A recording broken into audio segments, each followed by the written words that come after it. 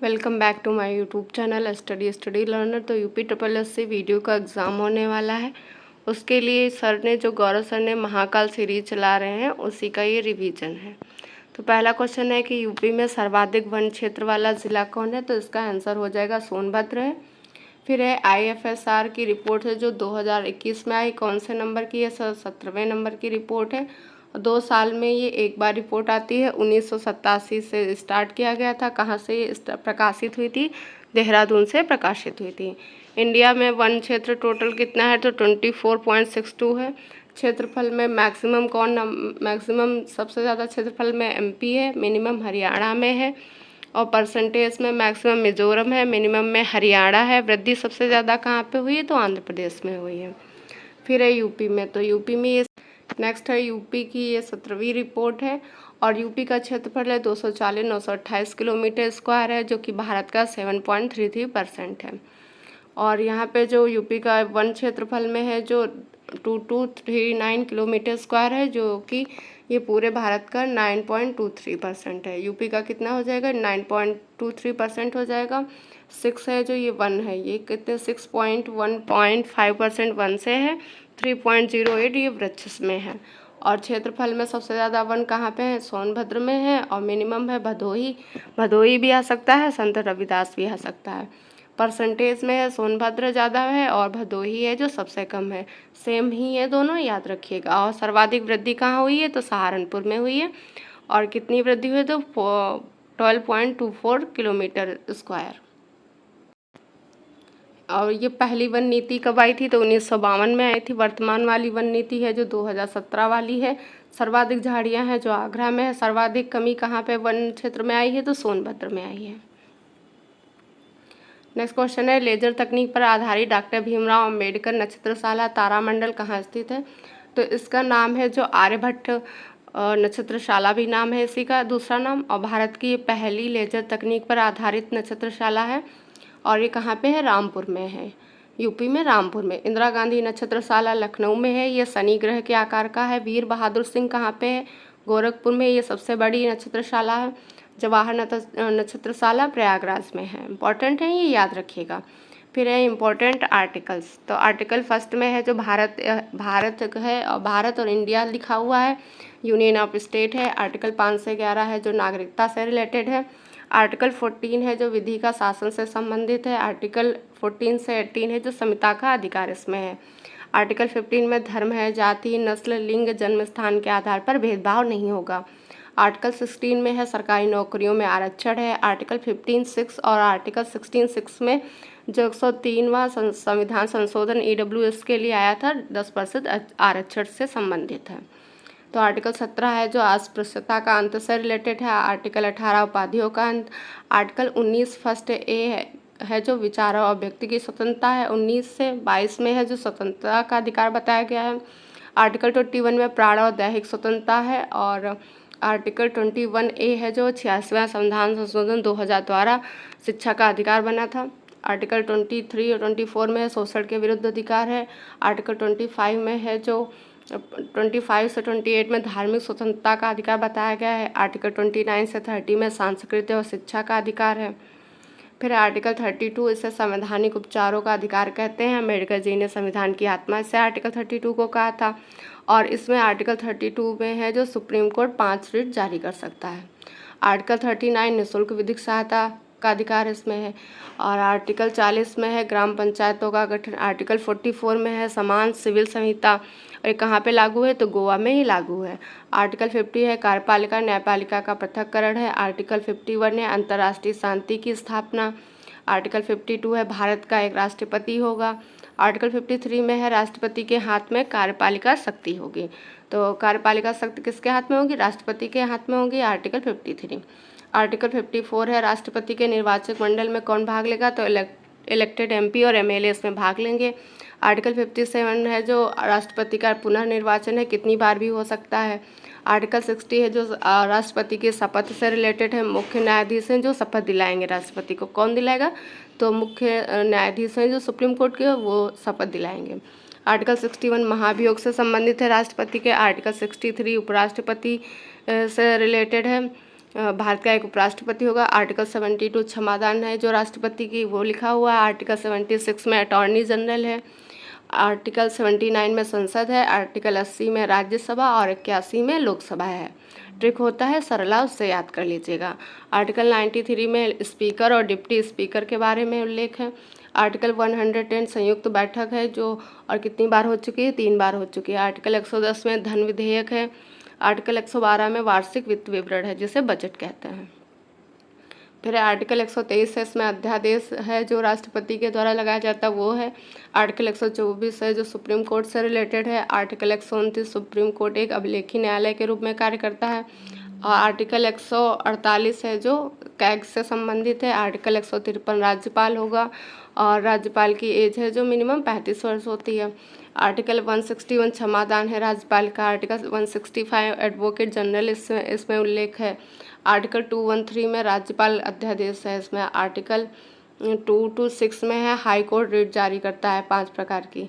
Article 243 से 243O panchayat से related है। इसमें है भाग 9 है 73वां संविधान संशोधन 1992 का है और लागू कब हुआ? तो 24 अप्रैल 1993 को ये लागू होता है।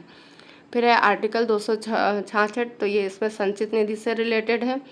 और फिर आर्टिकल 280 वित्त आयोग से रिलेटेड है। आर्टिकल 300A संपत्ति का अधिकार है और ये विधिक अधिकार है। ये पहले है जो मौलिक अधिकार था, फिर 44वां संविधान संशोधन 1978 हुआ, उसके द्वारा इसे है जो विधिक अधिकार बनाया गया। आर्टिकल 300A याद रखिएगा। आर्टिकल 315 है यूपीएससी से रिलेटेड है। आर्टिकल 324 में निर्वाचन आयोग है। आर्टिकल 338 है जो NC/SC से संबंधित है। आर्टिकल 338A है जो NC/ST से संबंधित है और जो NC, यहाँ पे NC कर लीजिएगा, NC/ST है जो 89वां संविधान संशोधन द्वारा बना था। आर्टिकल 343 में भारत की राजभाषा हिंदी होगी। आर्टिकल 356 राष्ट्रपति शासन से संबंधित है। आर्टिकल 352 राष्ट्रपति आपात के बारे में है। आर्टिकल 360 वित्तीय आपात के बारे में। आर्टिकल 368 है संविधान संशोधन से संबंधित है। आर्टिकल 394 है जो 26 नवंबर 1949 को जितने भी आर्टिकल लागू हुए वो आर्टिकल 394 में बताए गए हैं। आर्टिकल 243 के है राज्य निर्वाचन आयोग से संबंधित है।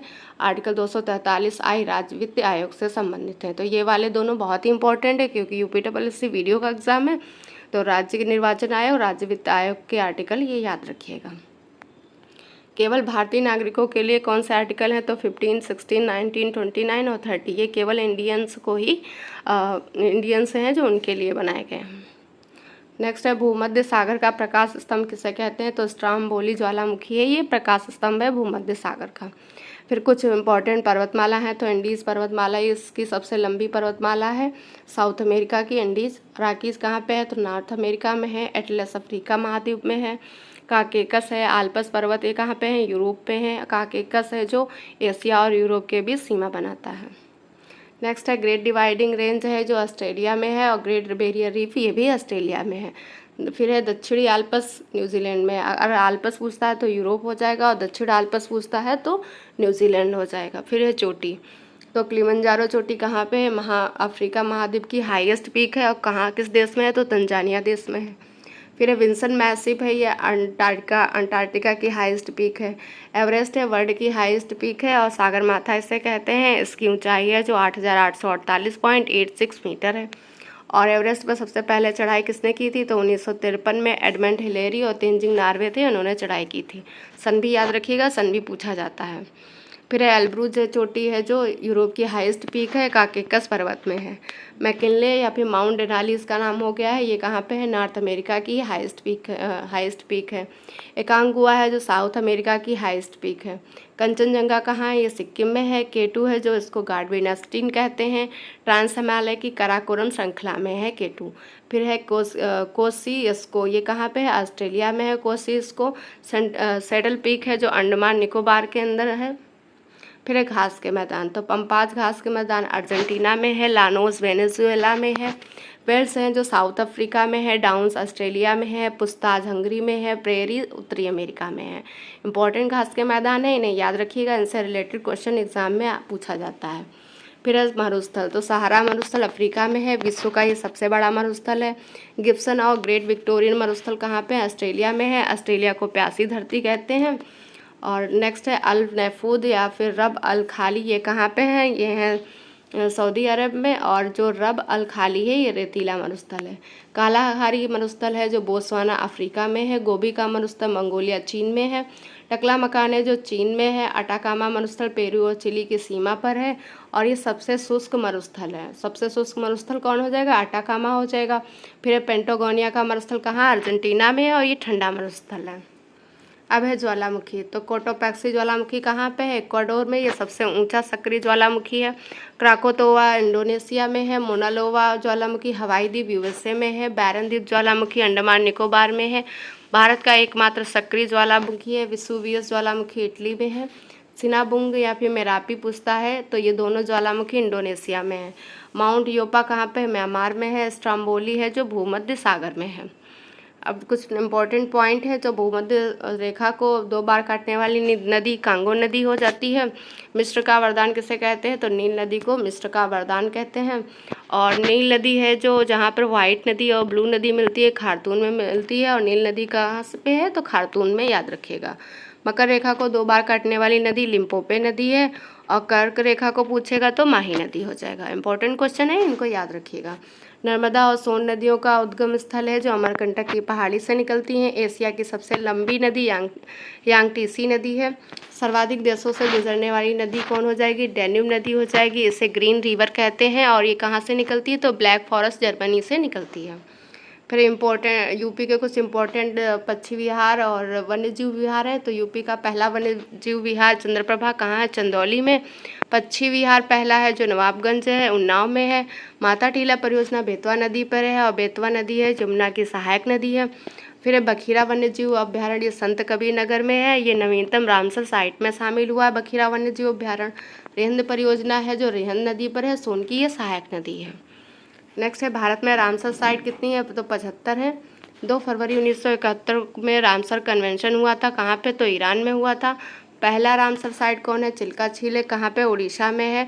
और सर्वाधिक रामसर साइट कहाँ पे है? तमिलनाडु में है, 14 है। यूपी में कितनी है? तो 10 हैं। फिर है भारत का 53वां टाइगर रिजर्व कौन है? तो यूपी में है, लखनऊ में है। और नेक्स्ट है बखीरा पक्षी विहार है जो संत कबीर नगर 1990 में बनाया गया था। सूर सरोवर पक्षी है जो आगरा में है, 1991 में है। और जो 53वां वाला टाइगर रिजर्व है रानीपुर टाइगर रिजर्व है, इसका नाम याद रखिएगा। फिर यहाँ पे प्रदेश के पक्षी विहार है। नवाबगंज पक्षी विहार उन्नाव में है, यहाँ पे सन लिखा हुआ है। समसपुर पक्षी विहार रायबरेली में 1987 में। लाख बघौसी पक्षी विहार कन्नौज में है, 1988 में बनाया गया।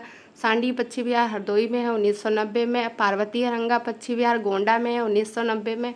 समान पक्षी विहार मैनपुरी में, 1990 में। बखीरा पक्षी विहार संत कबीर नगर, ये भी 1990 में। ओखला पक्षी विहार गौतम बुद्ध नगर, 1990 में।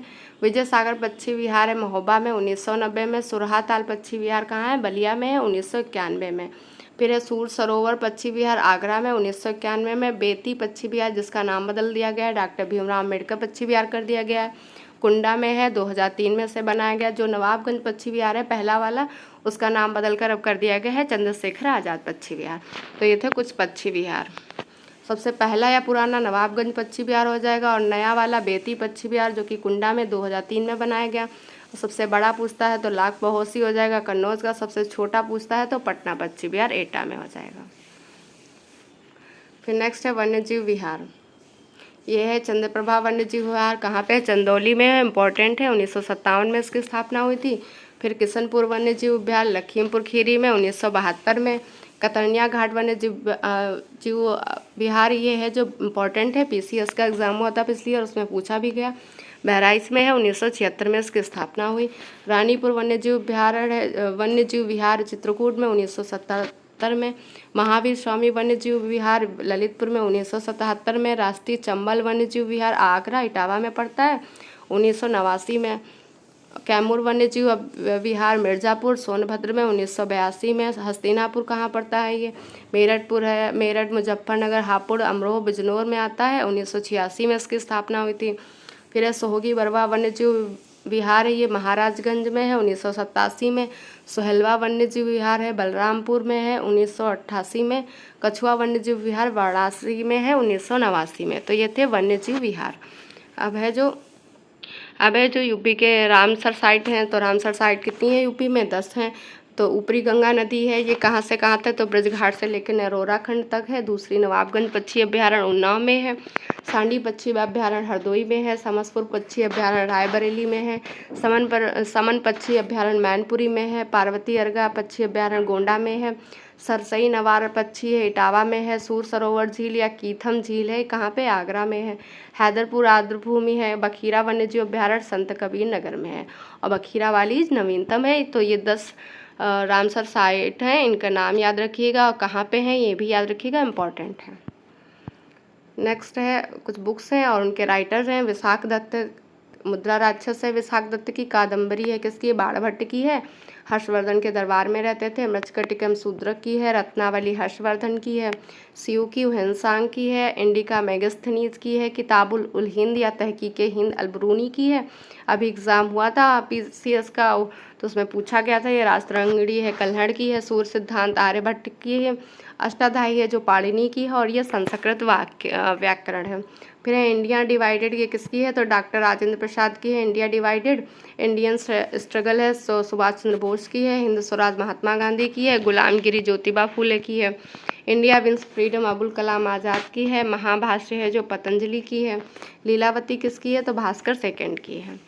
फिर है कुछ इंस्टीट्यूट है, तो Indian sugar cane research institute Lucknow में है। शुगर केन आ गया तो मतलब गन्ना, तो ये लखनऊ में। अगर शुगर पूछता है चीनी वाला तो ये कानपुर हो जाएगा। और कानपुर में ही सेंट्रल टेक्सटाइल इंस्टीट्यूट भी है। Central drug research institute Lucknow में हो जाएगा। इंडियन पल्सेस रिसर्च कानपुर में हो जाएगा। और वन अनुसंधान भी कानपुर में है। भारतीय कालीन औद्योगिक संस्थान भदोही में है। केंद्रीय उपोष्ण बागवानी संस्थान या मैंगो रिसर्च इंस्टीट्यूट या फिर कृषि अनुसंधान संस्थान, ये तीनों लखनऊ में है। Central avian research institute, avian मतलब होता है पक्षी, तो ये इज्जत नगर बरेली में है। और पक्षी और पशु दोनों वाला इंस्टीट्यूट है जो इज्जत नगर बरेली में है, याद रखिएगा। फिर है भारतीय कालीन औद्योगिक संस्थान कहाँ है? भदोही में है। भारतीय सब्जी अनुसंधान वाराणसी में है। और भारतीय हथकरघा तकनीकी संस्थान ये भी वाराणसी में है। नेक्स्ट है सरस्वती सम्मान 2022 शिवशंकरी को दिया गया। किसके लिए? सूर्यवंशम के लिए। व्यास सम्मान है जो डॉक्टर ज्ञान चतुर्वेदी को दिया गया पागलखाना के लिए। साहित्य अकादमी पुरस्कार हिंदी में किसे दिया गया है? तो बद्री नारायण को दिया गया तुमड़ी के शब्द के लिए। एबल पुरस्कार है जो लुइस कैफ्रेली को दिया गया है। जो एबल पुरस्कार है जो मैथ्स में दिया जाता है, ये याद रखिएगा। फिर है अंतर्राष्ट्रीय बुकर पुरस्कार पिछली बार वाला है जो गीतांजलि श्री को दिया गया था। पद्म विभूषण है 6 लोगों को दिए गए, उनमें से मुलायम सिंह यादव को दिया गया। इनका हाल ही में निधन भी हो चुका है। ग्रैमी पुरस्कार है जो संगीत के क्षेत्र में दिया जाता है, रिकी डेस को दिया गया है, तीसरी बार दिया गया है। डेविड चिपरफील्ड है, इनको है जो प्रिट्जर पुरस्कार दिया गया है, वास्तुकला से संबंधित है। और फिर है Brendon Fraser the whale film के लिए दिया गया ऑस्कर, और बेस्ट एक्टर का दिया गया है इनको। और बेस्ट एक्ट्रेस का ऑस्कर किसे दिया गया? मिशेल ओह को दिया गया है। ये एशिया की पहली महिला है जिन्हें ऑस्कर मिला है ये बेस्ट एक्टर का। नेक्स्ट है आलिया भट्ट, तो आलिया भट्ट को कौन सा मिला है? गंगू काठियावाड़ी के लिए आईफा में बेस्ट एक्ट्रेस का अवार्ड मिला है। और भारत को 2 ऑस्कर मिले हैं, Naatu Naatu song RR movie है, और MM कीरवानी इसके संगीतकार हैं। शॉर्ट डॉक्यूमेंट्री के लिए द एलिफेंट विस्पर को मिला है। राजकुमार राव को बेस्ट एक्टर का अवार्ड मिला है आईफा में। नंदिनी गुप्ता है जो मिस इंडिया बनी है, कहाँ की है? राजस्थान की। आशा भोसले को दूसरा लता मंगेशकर अवार्ड दिया गया है। पहला वाला है जो नरेंद्र मोदी को दिया गया था, वो भी याद रखिएगा। फिर आशा पारेख को दादा साहेब फाल्के अवार्ड दिया गया है। बोनी ग्रोबियल हैं जो मिस यूनिवर्स बनी है इस बार। तो ये थे आज की जो महाकाल सीरीज़ है उसका रिवीजन। आपको पसंद आए तो लाइक से सब्सक्राइब करिएगा। और इसकी PDF है जो टेलीग्राम पे मिल जाएगा, उसका डिस्क्रिप्शन है जो उसका लिंक है जो डिस्क्रिप्शन में दिया गया हुआ है।